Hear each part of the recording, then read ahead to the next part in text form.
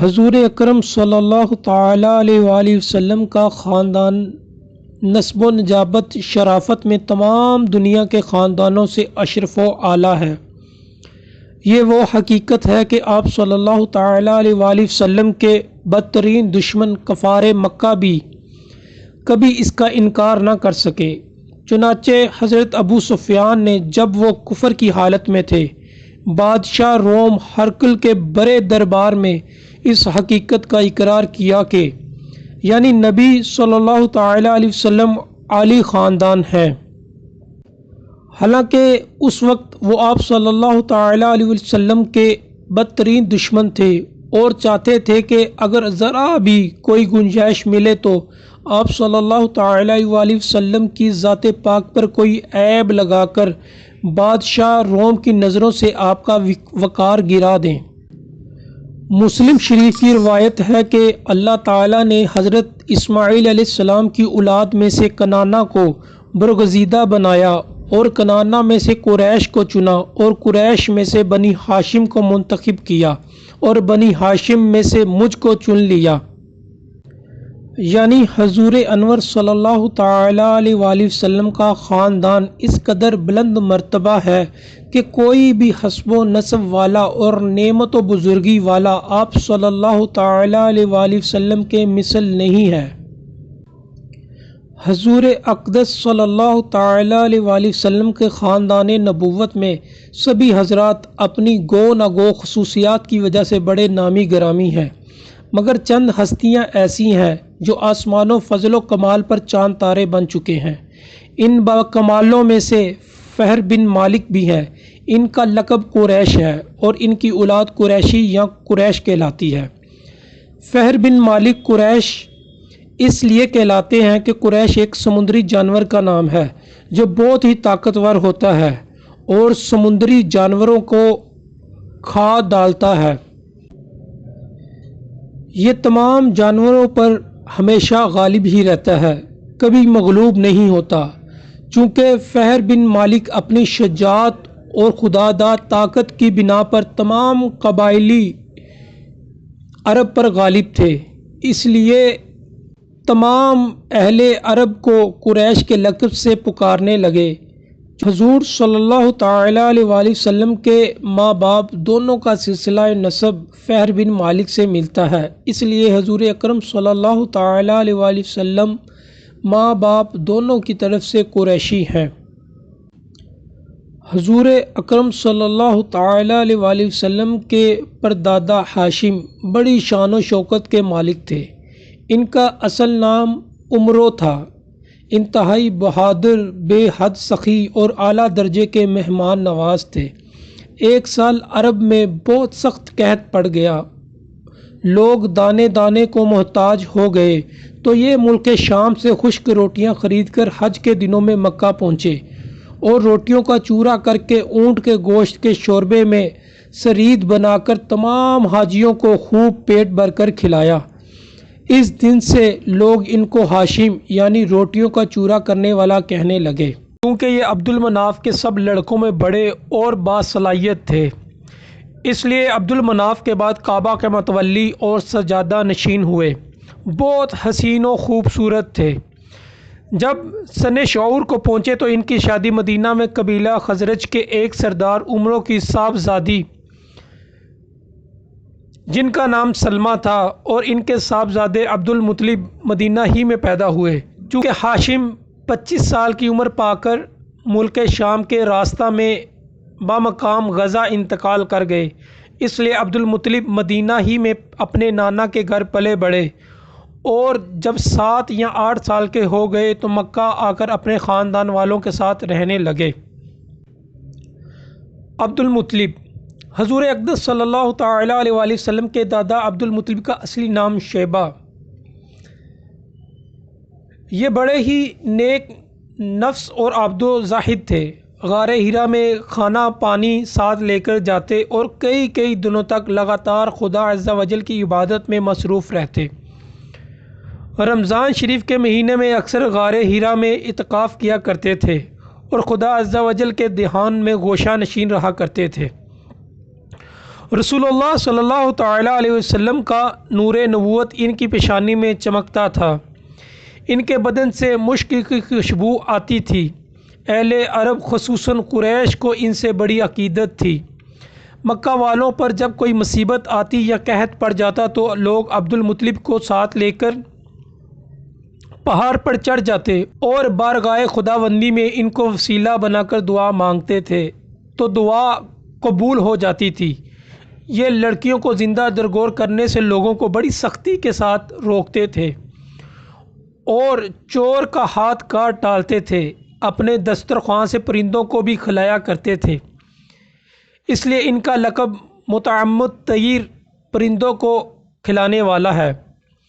شراب اور زنا کو حرام جانتے تھے اور عقیدے کے لحاظ سے موحد تھے۔ زمزم شریف کا کنواں جو بالکل پھٹ گیا تھا، آپ ہی نے اس کو نئے سرے سے کھدوا کر درست کیا اور لوگوں کو آب زمزم سے سیراب کیا۔ آپ بھی کعبہ کے متولی اور سجادہ نشین ہوئے۔ اصحاب فیل کا واقعہ آپ ہی کے وقت میں پیش آیا۔ 120 برس کی عمر میں آپ کی وفات ہوئی۔ اصحاب فیل کا واقعہ حضور اکرم صلی اللہ تعالیٰ علیہ وآلہ وسلم کی پیدائش سے صرف 55 دن پہلے یمن کا بادشاہ ابرہہ ہاتھیوں کی فوج لے کر کعبہ ڈھانے کے لیے مکہ پر حملہ آور ہوا تھا۔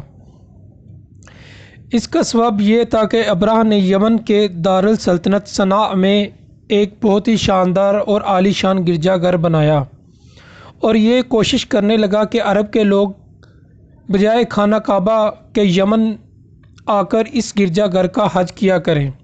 جب مکہ والوں کو یہ معلوم ہوا تو قبیلہ کنانہ کا ایک شخص غیظ و غضب میں جل بھن کر یمن گیا اور وہاں کے گرجا گھر میں پخانہ پھیر کر اس کو نجاست سے لت پت کر دیا۔ جب ابرہہ نے یہ واقعہ سنا تو وہ طیش میں آپے سے باہر ہو گیا اور خانہ کعبہ کو ڈھانے کے لیے ہاتھیوں کی فوج لے کر مکہ پر حملہ آور کر دیا اور اس کی فوج کے اگلے دستے نے مکہ والوں کے تمام اونٹ اور دوسرے مواشی کو چھین لیا۔ اس میں 200 یا 400 اونٹ عبد المطلب کے بھی تھے۔ عبد المطلب کو اس واقعے سے بڑا رنج پہنچا، چنانچہ آپ اس معاملے میں گفتگو کرنے کے لیے اس کے لشکر میں تشریف لے گئے۔ جب ابرہہ کو معلوم ہوا کہ قریش کا سردار اس سے ملاقات کرنے کے لیے آیا ہے تو اس نے آپ کو اپنے خیمے میں بلا لیا اور جب عبد المطلب کو دیکھا کہ ایک بلند قامت، روب دار اور نہایت ہی حسین و جمیل آدمی ہے جن کی پیشانی پر نور نبوت کا جال و جلال چمک رہا ہے، تو صورت دیکھتے ہی ابرہہ مرعوب ہو گیا اور بے اختیار تخت شاہی سے اتر کر آپ کی تعظیم و تکریم کے لیے کھڑا ہو گیا اور اپنے برابر بٹھا کر دریافت کیا کہ کہیں سردار قریش یہاں آپ کی تشریف آوری کا کیا مقصد ہے؟ عبد المطلب نے جواب دیا کہ ہمارے اونٹ اور بکریاں وغیرہ جو آپ کے لشکر کے سپاہی ہانک لائے ہیں، آپ ان سب مواشیوں کو ہمارے سپرد کر دیجئے۔ یہ سن کر ابرہہ نے کہا کہ اے سردار قریش، میں تو یہ سمجھا تھا کہ آپ بہت ہی حوصلہ مند اور شاندار آدمی ہیں، مگر آپ نے مجھ سے اپنے اونٹوں کا سوال کر کے میری نظروں میں اپنا وقار کم کر دیا۔ اونٹ اور بکری کی حقیقت ہی کیا ہے؟ میں تو آپ کے کعبہ کو توڑ پھوڑ کر برباد کرنے کے لیے آیا ہوں۔ آپ نے اس کے بارے میں کوئی گفتگو نہیں کی۔ عبد المطلب نے کہا مجھے تو اپنے اونٹوں سے مطلب ہے، کعبہ میرا گھر نہیں ہے بلکہ وہ خدا کا گھر ہے، وہ خود اپنے گھر کو بچا لے گا، مجھے کعبہ کی ذرا بھی فکر نہیں ہے۔ یہ سن کر ابرہہ اپنے فرعونی لہجے میں کہنے لگا، اے سردار مکہ سن لیجئے، میں کعبہ کو ڈھا کر اس کی اینٹ سے اینٹ بجا دوں گا اور روئے زمین میں اس کا نام و نشان مٹا دوں گا، کیونکہ مکہ والوں نے میرے گرجا گھر کی بے حرمتی کی ہے، اس لیے میں اس کا انتقام لینے کے لیے کعبہ کو مسمار کر دینا ضروری سمجھتا ہوں۔ عبد المطلب نے فرمایا کہ پھر آپ جانے اور خدا جانے، میں آپ سے سفارش کرنے والا کون؟ اس گفتگو کے بعد ابرہہ نے تمام جانوروں کو واپس کر دینے کا حکم دیا اور عبد المطلب تمام اونٹوں اور بکریوں کو ساتھ لے کر اپنے گھر چلے آئے اور مکہ والوں سے فرمایا کہ تم اپنے اپنے مال مواشیوں کو لے کر مکہ سے باہر نکل جاؤ اور پہاڑوں کی چوٹیوں پر چڑھ کر اور دروں میں چھپ کر پناہ لو۔ مکہ والوں سے یہ کہہ کر پھر خود اپنے خاندان کے چند آدمیوں کو ساتھ لے کر خانہ کعبہ میں گئے اور دروازے کا حلقہ پکڑ کر انتہائی بے قراری اور گریہ زاری کے ساتھ دربار باری میں اس طرح دعا مانگنے لگے کہ اے اللہ، بے شک ہر شخص اپنے اپنے گھر کی حفاظت کرتا ہے، لہٰذا تو بھی اپنے گھر کی حفاظت فرما اور صلیب والوں اور صلیب کی بیجاریوں یعنی عیسائیوں کے مقابلہ میں اپنے اطاعت شاروں کی مدد فرما۔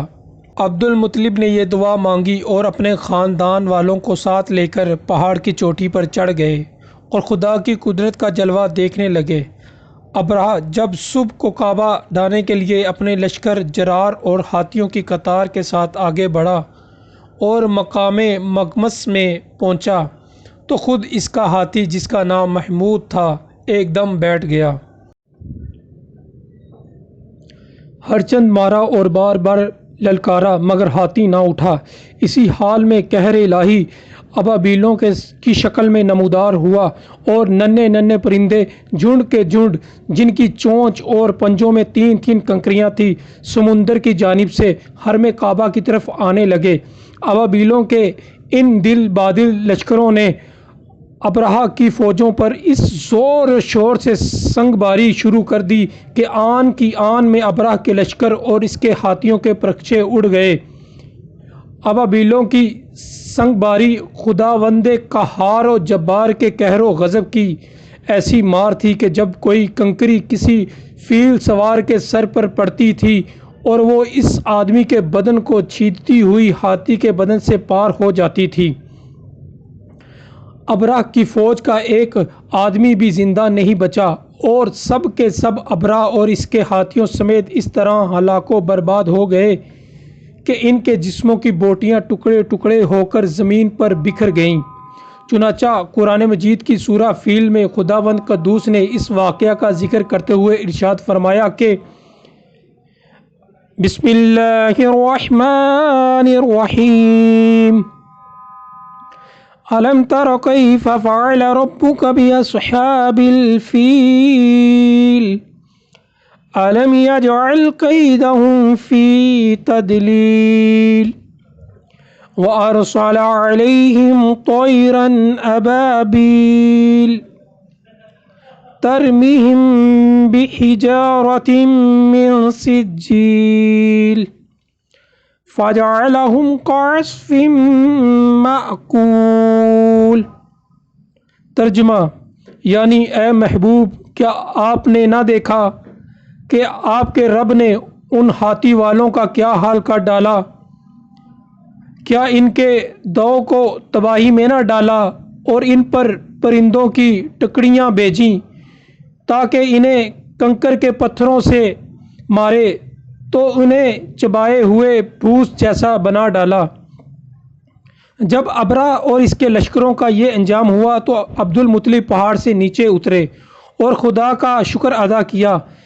ان کی اس کرامت کا دور دور تک چرچا ہو گیا اور تمام اہل عرب ان کو ایک خدا رسیدہ بزرگ کی حیثیت سے قابل احترام سمجھنے لگے۔ آمین بجاہ النبی الامین صلی اللہ تعالی علیہ وآلہ وسلم۔